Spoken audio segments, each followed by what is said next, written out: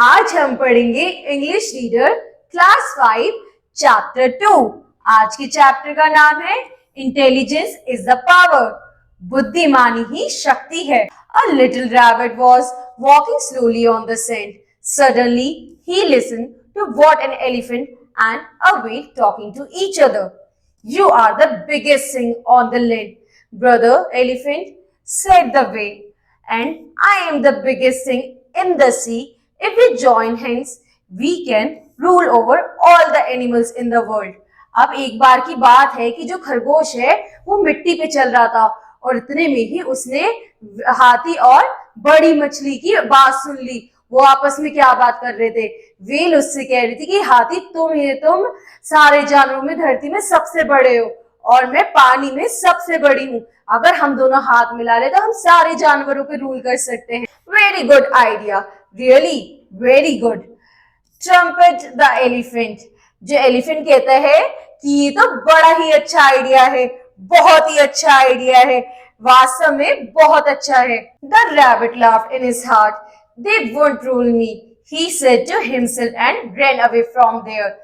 He had a drum a long way off in the bushes and taking a rope with him, he came to the whale. अब ये बातें सुन के जो खरगोश है वह बड़ी तेजी से हंसा और अपने मन में सोचने लगा तुम मुझे रूल नहीं कर पाओगे कैसे भी। और एक फिर उसके बाद वो कहते हैं एक वहां से दौड़ता हो गया, वहां दूर झाड़ी में जाके ड्रम अपनी झाड़ी में छुपा दिया और उसकी जो रोप है यानी जो उसकी तनी अपने हाथ में पकड़ ली और व्हेल के पास जाता है।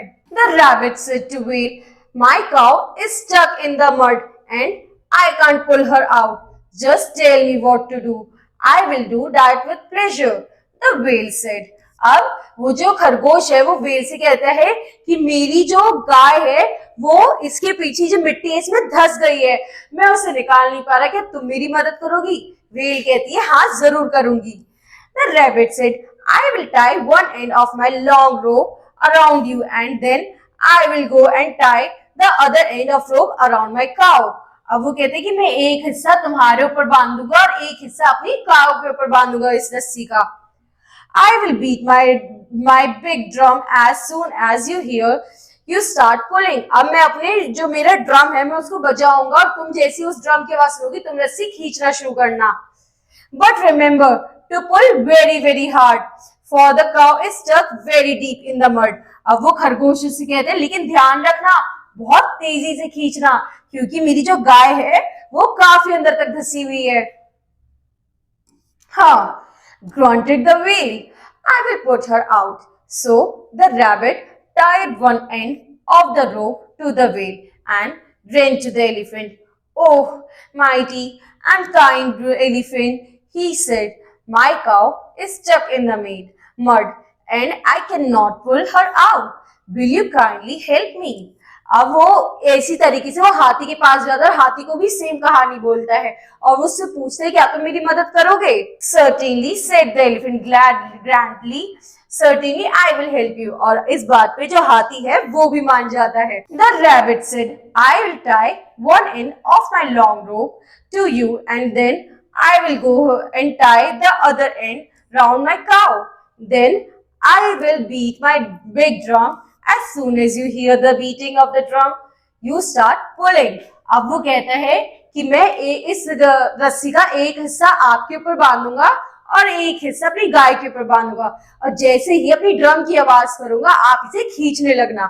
But remember to pull as hard as you can, for my cow is very heavy. Don't worry, said the elephant. I could pull out 20 cows. अब वो कहता है कि लेकिन ध्यान से करना क्योंकि मेरी गाय जो है काफी धसी हुई तो तेजी से तेज लगाना। तो कहते हैं तुम फिक्र मत करो मैं ऐसी 20 गाय खींच सकता हूँ। So the rabbit tied the other end of the rope tightly round the elephant's trunk and ran away into the bushes.